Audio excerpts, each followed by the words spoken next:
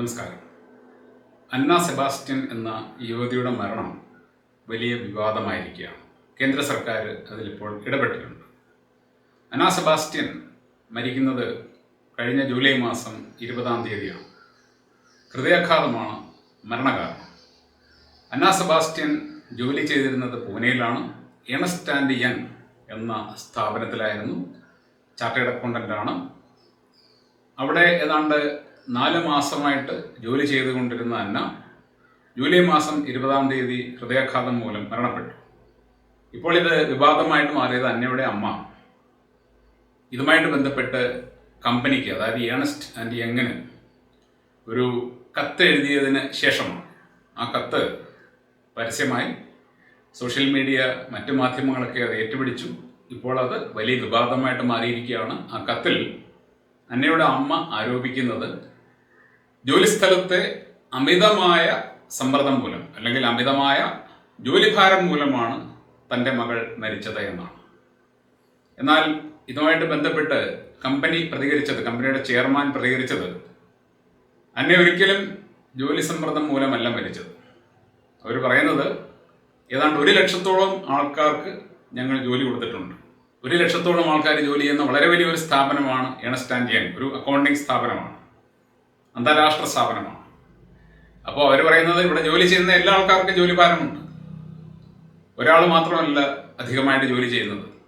നല്ല ശമ്പളമൊക്കെ കൊടുക്കുന്ന, നല്ല ഫെസിലിറ്റീസ് കൊടുക്കുന്ന വലിയൊരു കമ്പനിയാണ്. അതുകൊണ്ട് തന്നെ അവിടെ ജോലി ചെയ്യുമ്പോൾ ജോലിഭാരവും കൂടും. അത് സ്വാഭാവികമായ കാര്യം മാത്രമാണ്. അത് മൂലമൊന്നും ആരും മരിക്കില്ല എന്ന് കമ്പനി മറുപടി പറഞ്ഞിട്ടുണ്ടെങ്കിലും അന്നയുടെ വീട്ടുകാർക്ക് ചില സഹായങ്ങളൊക്കെ ചെയ്യും എന്നവർ പറഞ്ഞിട്ടുണ്ട്. ഇവിടെ അന്നയുടെ അമ്മ പറഞ്ഞതാണോ ശരി, അതോ കമ്പനി പറഞ്ഞതാണോ ശരി? 100% കമ്പനി പറഞ്ഞതാണ് ശരി. അന്ന ഒരിക്കലും ജോലിഭാരം മൂലമല്ല മരിച്ചത്. ജോലിഭാരം മൂലം അങ്ങനെ ആരും മരിക്കുകയുമില്ല. മാത്രമല്ല, ഇനി അഥവാ ജോലിഭാരം മൂലമാണ് മരിച്ചതെന്ന് അന്നയുടെ അമ്മ കരുതുന്നുണ്ടെങ്കിൽ അതിൻ്റെ ഉത്തരവാദി ആരാണ്? അതിൻ്റെ ഉത്തരവാദി ഒന്നാമത് അന്ന തന്നെയാണ്. രണ്ടാമത് അവളുടെ പേരൻസാണ്. അന്ന വിവാഹിതയല്ല എന്നാണ് എൻ്റെ അറിവ്. 26 വയസ്സ് മാത്രമേ പ്രായമുള്ളായിരുന്നു. അപ്പോൾ അന്നയ്ക്ക് ആ സ്ഥാപനത്തിൽ ജോലിഭാരം കൂടുതലാണ്. ശരിയായിട്ട് ഉറങ്ങാൻ പറ്റുന്നില്ല. അതുപോലെ തന്നെ അവൾക്ക് ഭക്ഷണം കഴിക്കാൻ സമയം കിട്ടുന്നില്ല. ടെൻഷനാണ്. ഇങ്ങനെയൊക്കെയുള്ള സാഹചര്യം ഉണ്ടെങ്കിൽ അതിൻ്റെ ഉത്തരവാദി ആരാണ്? കമ്പനിയാണ്. കമ്പനി നിങ്ങൾക്കൊരു ജോലി നൽകുമ്പോൾ അവർ നിങ്ങൾക്കൊരു സാലറി ഓഫർ ചെയ്യുന്നുണ്ട്. ആ സാലറി കിട്ടണമെങ്കിൽ അവർ പറയുന്ന ജോലി ചെയ്യണം. അവർ പറയുന്ന ജോലി ചെയ്യാൻ നിങ്ങൾ തയ്യാറല്ലെങ്കിൽ നിങ്ങൾക്ക് ജോലി ഉപേക്ഷിക്കാം.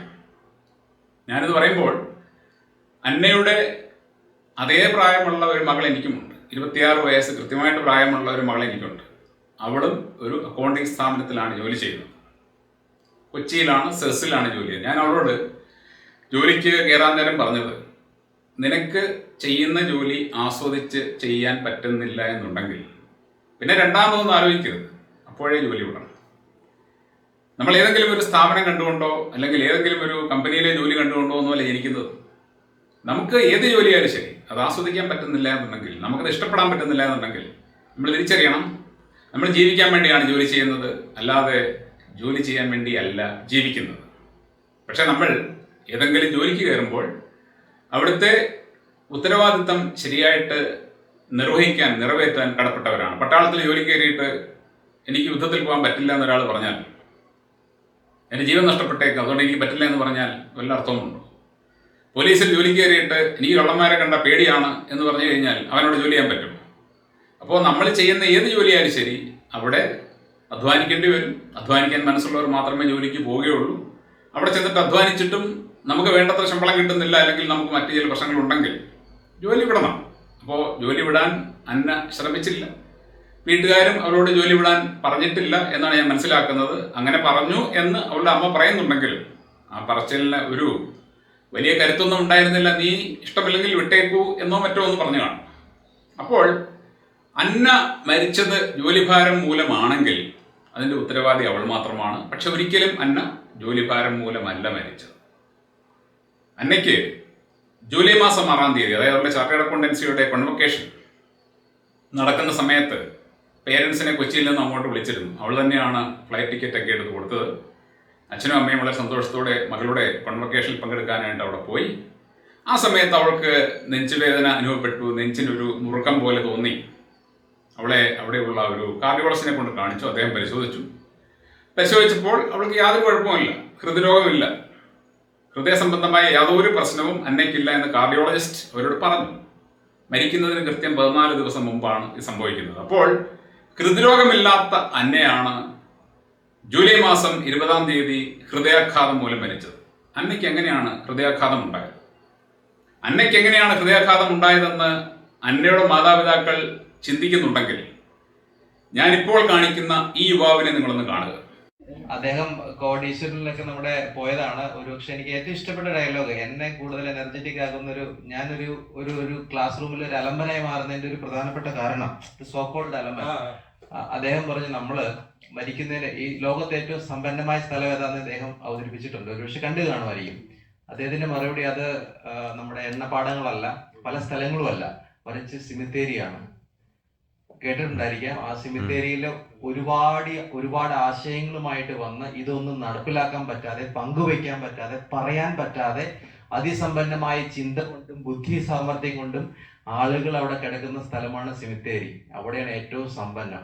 അതോർത്തിട്ട് ഈ ജന്മത്ത് നമുക്ക് എന്തെല്ലാം ഷെയർ ചെയ്യാൻ പറ്റുമോ മാക്സിമത്തിൽ, എന്തെല്ലാം കൊടുക്കാൻ പറ്റുമോ മാക്സിമത്തിൽ, സ്നേഹിക്കാൻ പറ്റുമോ, പറയാൻ പറ്റുമോ, ഇതെല്ലാം ആവോളം ആവുന്ന പോലെ മറ്റുള്ളവർക്ക് ഉദരം വരാതെ ചെയ്യാന്നുള്ളതാണ്. അത് ഞാൻ പലപ്പോഴും കേൾക്കാറുണ്ട്. ശൂന്യരായി മരിക്കുക, എല്ലാം കൊടുത്തു തീർക്കണം, ആഗ്രഹങ്ങൾ ബാക്കിയുണ്ടാവാൻ പാടില്ല, പറയാനുള്ള വാക്കുകൾ ബാക്കിയുണ്ടാവാൻ പാടില്ല, ചിന്തകൾ പകരാനുള്ള ചിന്തകൾ ബാക്കിയുണ്ടാവാൻ പാടില്ല. എല്ലാം കൊടുത്ത് എല്ലാം മനസ്സ് നിറഞ്ഞ് ശൂന്യരായി ഈ ലോകത്തിൽ നിന്ന് പോകാം. ഇത് ഇദ്ദേഹം മരിക്കുന്ന ദിവസം പറഞ്ഞ വാക്കുകളാണ്. ഇദ്ദേഹത്തിന്റെ പേര് ജെയിംസ് ജോർജ് എന്നാണ്. കൊച്ചി തേവര സേക്രഡ് ഹാർട്ട് കോളേജിലെ അസിസ്റ്റന്റ് കൊമേഴ്സ് പ്രൊഫസറായിരുന്നു. ഇദ്ദേഹം ഓണ ആഘോഷമായിട്ട് ബന്ധപ്പെട്ട് 13-ാം തീയതി രാവിലെ ഒരു വടംവലി മത്സരത്തിൽ പങ്കെടുത്തിരുന്നു. വടംവലി മത്സരം കഴിഞ്ഞപ്പോഴും അദ്ദേഹത്തിന് തലചുറ്റലുണ്ടായി. അദ്ദേഹം തലചുറ്റി വീണു.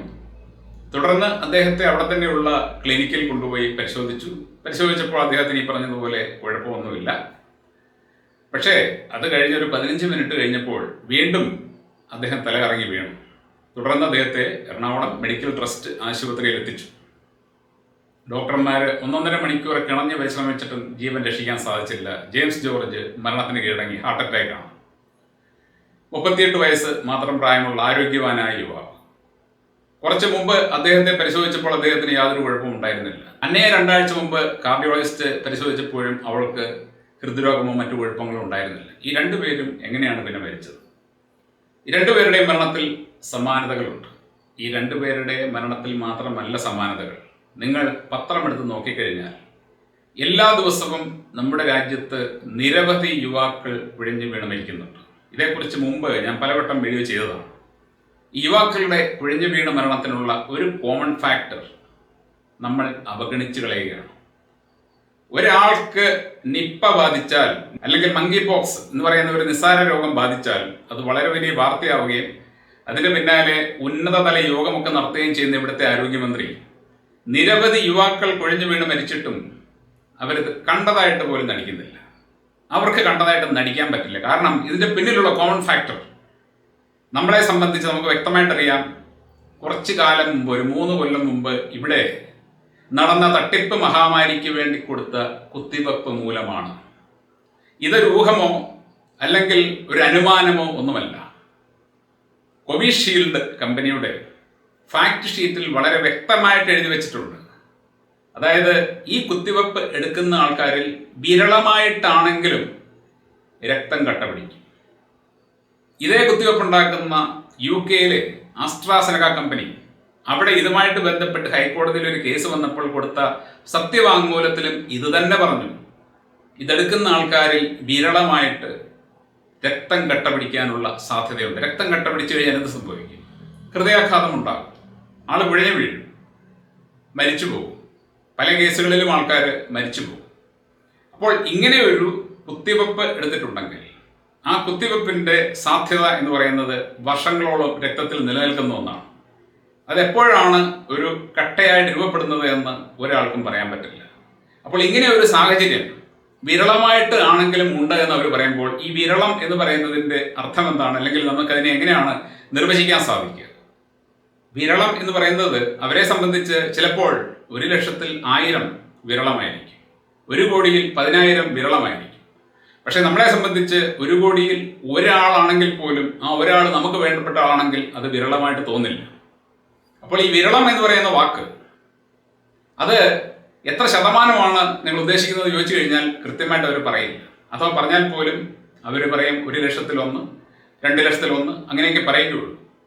പക്ഷേ 2,00,000-1 എന്ന് അവർ പറയുന്നുണ്ടെങ്കിൽ അത് 2,00,000-1 തന്നെ ആകണം എന്ന് നിർബന്ധമൊന്നുമില്ല. 2,00,000 ചിലപ്പോൾ 100 ആകാം, അല്ലെങ്കിൽ 1,00,000 ആകാം, 1,00,000 ആകാം. എന്തു തന്നെയായാലും ശരി, ഈ കുത്തിവെപ്പ് കൊടുത്ത ശേഷം നിരവധി യുവാക്കൾ ജിമ്മുകളിൽ കൊഴിഞ്ഞു വീഴുന്നു, ഓടുമ്പോൾ കൊഴിഞ്ഞു വീഴുന്നു, പാടുമ്പോൾ കൊഴിഞ്ഞു വീഴുന്നു, നടക്കുമ്പോൾ കൊഴിഞ്ഞു വീഴുന്നു. നിരവധി ചെറുപ്പക്കാർ പലയിടങ്ങളിൽ കൊഴിഞ്ഞു വീണ് മരിക്കുന്നുണ്ട്. അപ്പോൾ അന്നയുടെ അമ്മയും ജെയിംസ് ജോർജിന്റെ ബന്ധുക്കളും ഒക്കെ തിരക്കേണ്ടതല്ലെങ്കിൽ അന്വേഷിച്ചറിയേണ്ട ഒരു കാര്യം ഇവർ രണ്ടുപേരും ഈ കുത്തിവെപ്പ് എടുത്തവരായിരുന്നു എന്നാണ്. അങ്ങനെയാണെങ്കിൽ ഇത് മൂലം ഇങ്ങനെയൊക്കെ സംഭവിക്കാൻ സാധ്യതയുണ്ടെന്ന് കമ്പനി തന്നെ പറയുന്നുണ്ടെങ്കിൽ ഞങ്ങൾ എന്ത് ചെയ്യും എന്ന് നിങ്ങൾ ചോദിച്ചേക്കാം. ഞാൻ ഇതുമായിട്ട് ബന്ധപ്പെട്ട് പലവട്ടം വീഡിയോകൾ ചെയ്തിട്ടുണ്ട്. അവിടെയൊക്കെ തന്നെ ഞാൻ പറഞ്ഞിട്ടുണ്ട്, രക്തത്തിൽ കലർന്ന ഈ മാലിന്യത്തെ ദൂരീകരിക്കാൻ ഇവിടെ ഫലപ്രദമായിട്ടുള്ള ചികിത്സ കൊടുക്കുന്ന ചില ആൾക്കാരുണ്ട്. ഹോമിയോപ്പതിയിൽ ഞാൻ മുമ്പ് ഒരു ഡോക്ടറുടെ പേര് നിങ്ങളോട് പറഞ്ഞിരുന്നു, അദ്ദേഹത്തിന് നമ്പർ കൊടുത്തിരുന്നു. മിനറൽ തെറാപ്പി ചെയ്യുന്ന മറ്റൊരു ഡോക്ടറുടെ കാര്യം ഞാൻ പറഞ്ഞിരുന്നു. അതുപോലെ തന്നെ നിങ്ങൾക്ക് പ്രകൃതി ചികിത്സയിൽ പോയാലും ശരി ഇതിൻ്റെ ദൂഷ്യം മറികടക്കാൻ സാധിക്കും. പക്ഷേ നിങ്ങൾക്ക് അങ്ങനെ തോന്നണം. നിങ്ങൾക്ക് അങ്ങനെ തോന്നുന്നുണ്ടെങ്കിലേ നിങ്ങൾ ചെയ്യുകയുള്ളൂ. തോന്നുന്നില്ലെങ്കിൽ നിങ്ങൾ ചെയ്യണ്ട. എന്തായാലും ശരി, ഞാൻ ഒരിക്കൽ കൂടി ആ 2 ഡോക്ടേഴ്സിൻ്റെ നമ്പർ ഈ വീഡിയോയുടെ ഡിസ്ക്രിപ്ഷനിൽ കൊടുക്കുന്നുണ്ട്. താല്പര്യമുള്ളവർ അവരെ ബന്ധപ്പെടുക. വളരെ ഫലപ്രദമായിട്ടുള്ള ചികിത്സ, രക്തത്തിൽ കയറി കൂടിയിട്ടുള്ള മാലിന്യത്തെ നീക്കം ചെയ്ത് നിങ്ങളുടെ രക്തം കട്ട പിടിക്കുന്നതിൽ നിന്നും തടയുന്ന ചികിത്സ ഹോമിയോപ്പതിയും മിനറൽ തെറാപ്പിയും ചെയ്യുന്നുണ്ട്. അപ്പോൾ താല്പര്യമുള്ളവർ ആ ഡോക്ടർമാരെ ബന്ധപ്പെടുക. ഇവിടെ അന്നയുടെയും ജെയിംസ് ജോർജിനെ പോലെയും ഒക്കെയുള്ള ആൾക്കാരുടെ വിയോഗം കാണുമ്പോൾ നമുക്ക് നോക്കി നിന്ന് ദുഃഖിക്കാൻ മാത്രമേ പറ്റൂ. ഇനിയും അങ്ങനെയൊക്കെ സംഭവിക്കാതിരിക്കാൻ വേണ്ടി നമ്മൾ കരുതലെടുക്കുക. അന്നയ്ക്കും ജെയിംസ് ജോർജിനും ആദരാഞ്ജലി നേരുന്നു. Thank you.